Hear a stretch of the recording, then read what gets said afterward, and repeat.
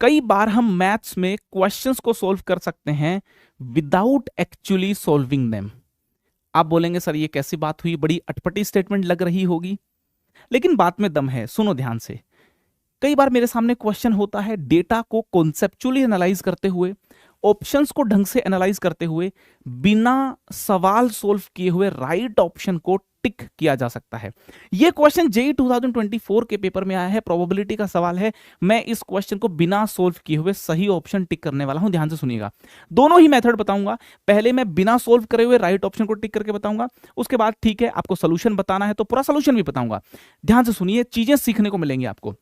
मेरे पास प्रोबेबिलिटी का सवाल है, इसमें यह कहा है एक डाइस को यार रोल कर दो, है ना, जब तक 2 ना आए, है ना। एक डाइस को रोल किया हुआ है जब तक 2 ना आए, मतलब डाइस को रोल किया, 3 आ गया, फिर से उठाया, फिर रोल किया, 5 आ गया, फिर से उठाया, फिर रोल किया, 2 अगर आ गया तो रोक देना है। इस तरीके की प्रोसेस हो रही है, ठीक है।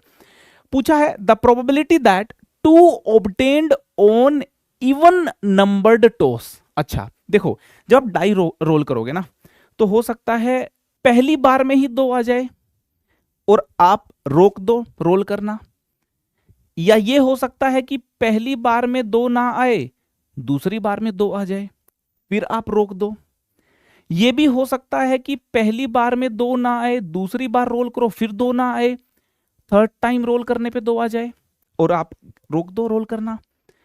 ये नहीं हुआ तो फिर क्या होगा, पहली बार में भी 2 नहीं आया, दूसरी बार में भी 2 नहीं आया, तीसरी बार में भी 2 नहीं आया, फोर्थ टाइम पे 2 आए, एंड सो ऑन। ये डिफरेंट डिफरेंट सिचुएशंस हो सकती हैं। क्वेश्चन में पूछा है कि प्रोबेबिलिटी बताओ कि जो 2 आएगा वो इवन नंबर्ड टॉस पे आएगा, मतलब जो 2 आएगा वो इवन नंबर टॉस पे, मतलब यहां पे देखिए दूसरी बारी में 2 आ गया, गेम रुक गया, फोर्थ टाइम पे 2 आ गया, है ना। तो इन चीजों के होने की प्रोबेबिलिटी बतानी है, प्रोबेबिलिटी की इवन नंबर्ड टाइम पे 2 आए। अब मैं कुछ लॉजिक दे रहा हूं, ठीक है। अब मैं कुछ ऑब्जर्वेशन है मेरे पास, ध्यान से सुनना। मैं कह रहा हूं कि पहली दफे में ही अगर 2 आ गया तो गेम तो खत्म हो जाएगा वहां पे। तो ओड नंबर्ड मेरा पहले अकर कर रहा है, इस वजह से ओड नंबर पे 2 आने की प्रोबेबिलिटी इवन नंबर पे 2 आने से ज्यादा होगी। भाई ओड नंबर पे 2 आकर के गेम रुके और इवन नंबर पे 2 आकर के गेम रुके, टोटल प्रोबेबिलिटी 1 होती है तो आधी आधी बांटे आती है, लेकिन यहां पे सिमेट्रिक नहीं है चीजें, इक्वली लाइकली नहीं है इवेंट्स।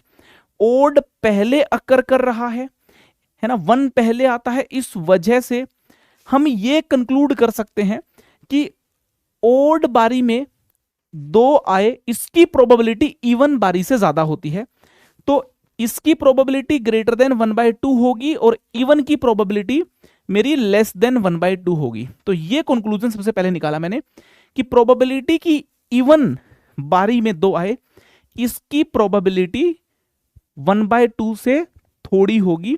अब यहां पे ये वाला ऑप्शन 1/2 से बड़ा है, इसको काट दिया, ये ऑप्शन 1/2 से बड़ा है, इसको काट दिया। अब मेरे पास 2 ऑप्शन बचे हैं। इन दोनों ऑप्शंस को देखोगे, ये 1/2 के क्लोज है और ये 1/2 से बहुत दूर है ना। अब आप अगर ध्यान से देखो तो चूंकि पहली बार में ही 2 आ जाए, है ना, और हमारा रोलिंग बंद हो जाए, तो ये जो फर्स्ट है 1 जो है काउंटिंग में 1 ओड होता है, तो इस वजह से ओड पे टर्मिनेट होने की प्रोबेबिलिटी 1/2 से स्लाइटली ज्यादा है, इवन पे टर्मिनेट होने की प्रोबेबिलिटी 1/2 से स्लाइटली कम होगी। इतना डिफरेंस नहीं आएगा कि इवन की प्रोबेबिलिटी 1/11 हो जाए और ओड पे टर्मिनेट होने की प्रोबेबिलिटी 10/11 हो जाए। 10 टाइम्स का डिफरेंस नहीं जनरेट होता, थोड़ा सीक्वेंस में ओड पहले आता है, इस वजह से थोड़ा सा प्रोबेबिलिटी में शिफ्ट होता है। तो ये ऑप्शन भी कैंसिल हो गया और हम ये बोल सकते हैं कि 1/2 से थोड़ा कम 5/11 यहां पे मेरे को एक ऑप्शन दे रखा था और इन ऑप्शंस में मैं ए को टिक कर सकता हूं। पेपर में बैठा हूं, मेरी जजमेंट से, मेरी समझ से मैं 5/11 को इजीली टिक कर सकता हूं बिना एक्चुअली चीजों को सोल्व किए हुए। आपकी ऑब्जर्वेशन स्किल्स अच्छे होने चाहिए। इसी वजह से इस तरीके के डिस्कशन मैं आपके बीच करता रहता हूं। एक्चुअल मेथड खैर बता देता हूं सवाल का क्या है। एक्सपेरिमेंट हो रहा है, एक डाइस को थ्रोन किया गया। सक्सेस कब है? जब मेरा 2 आ जाए। फेलियर कब है? जब मेरा 2 ना आए। मुझे प्रोबेबिलिटी निकालनी है जब इवन बारी में मेरे को सक्सेस मिले, मतलब या तो पहले फेलियर फिर सक्सेस, या फिर failure failure failure success, failure failure failure failure failure success and so on. ठीक है, तो प्रोबेबिलिटी ऑफ सक्सेस कितनी है? 1/6 और प्रोबेबिलिटी ऑफ फेलियर कितनी है? 5/6। ठीक है, तो पहली बार में फेल होना या सक्सीड होना दूसरे रोल में फेल होने या सक्सीड होने से इंडिपेंडेंट है। तो इजीली मैं लिख सकता हूं यहां पे probability of F into probability of S plus probability of F cube into probability of S and so on. ठीक है, इंफिनिटी तक कहानी चलेगी। यहां पे एक इनफाइनाइट जीपी बनने वाला है। प्रोबेबिलिटी ऑफ फेल जो है 5/6 है, ये 1/6 है। यहां पे देखोगे तो 5/6 का cube into 1/6 and so on. मेरी फर्स्ट टर्म है a upon 1 minus r. R मेरा 5/6 का होल स्क्वायर है। तो यहां से इनफाइनाइट जीपी मेरा बना था, इसका सम इजीली निकाल लूंगा मैं।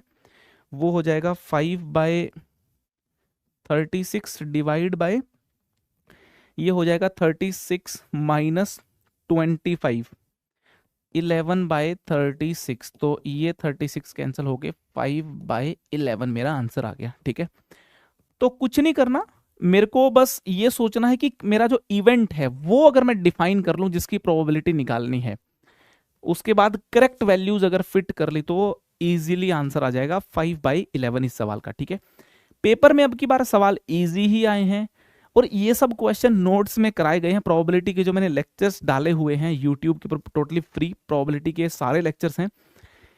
इस तरीके के सवाल पे बहुत स्ट्रेस दिया हुआ है कि यार बहुत इंपॉर्टेंट है, आ जाता है, देख लो आ भी गया। ठीक है।